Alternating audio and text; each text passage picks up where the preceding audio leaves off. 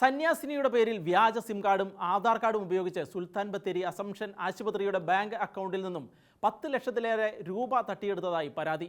ആശുപത്രിയുടെ Catholic Syrian ബാങ്കിലെ 2 അക്കൗണ്ടുകളിൽ നിന്നും കൊൽക്കത്തയിലെ ഷാരൂഖ് എന്ന പേരിലേക്കാണ് തുക കൈമാറിയിരിക്കുന്നത്. ആശുപത്രിയിലെ അക്കൗണ്ടിംഗ് ചുമതലയുള്ള സിസ്റ്ററുടെ പേരിൽ മറ്റൊരു ഫോട്ടോ ഉപയോഗിച്ചെടുത്ത വ്യാജ ആധാർ കാർഡ് ഉപയോഗിച്ചാണ് തട്ടിപ്പ് നടത്തിയിരിക്കുന്നത്.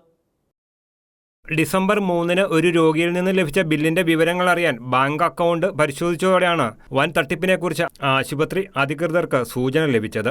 അക്കൗണ്ടിൽ നിന്നും 2 തവണയായി 6,83,000 രൂപ ഈ അക്കൗണ്ടിൽ നിന്നും പിൻവലിക്കപ്പെട്ടതായാണ് കണ്ടെത്തിയത്. തുടർന്ന് കാത്തലിക് ബാങ്ക് അധികൃതരുമായി ആശുപത്രി ബന്ധപ്പെടുകയായിരുന്നു.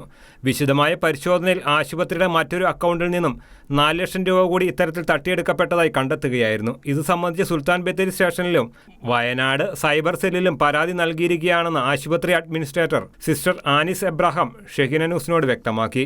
3/12/2022 ശനിയാഴ്ച വൈകുന്നേരം 5:30 ഒരു രോഗി ഞങ്ങൾക്ക് അയച്ചു തന്ന പൈസ കിട്ടിയിട്ടുണ്ടോ ഇല്ലയോ എന്നറിയാൻ വേണ്ടിയിട്ട് ബാങ്ക് ഡീറ്റെയിൽസ് ചെക്ക് ചെയ്യുമ്പോൾ ഞങ്ങളുടെ അക്കൗണ്ടിൽ നിന്ന് 5 ലക്ഷം രൂപയും വേറൊരു പ്രാവശ്യം 1,83,000 രൂപയും പിൻവലിക്കപ്പെട്ടതായി ഞങ്ങൾ കണ്ടു.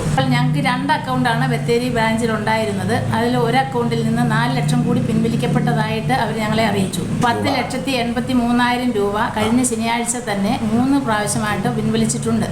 ആശുപത്രിയുടെ അക്കൗണ്ട് ചുമതലയുള്ള സിസ്റ്ററുടെ പേരിലുള്ളതും ബാങ്ക് അക്കൗണ്ടുമായി ബന്ധിപ്പിച്ചിട്ടുള്ളതുമായ BSNL സിം കാർഡിൻ്റെ ഡ്യൂപ്ലിക്കേറ്റ് കാർഡ് എടുത്ത ശേഷമായിരുന്നു തട്ടിപ്പ് നടത്തിയതെന്നാണ് സൈബർ സെൽ നടത്തിയ പ്രാഥമിക പരിശോധനയിൽ വ്യക്തമായിരിക്കുന്നത്.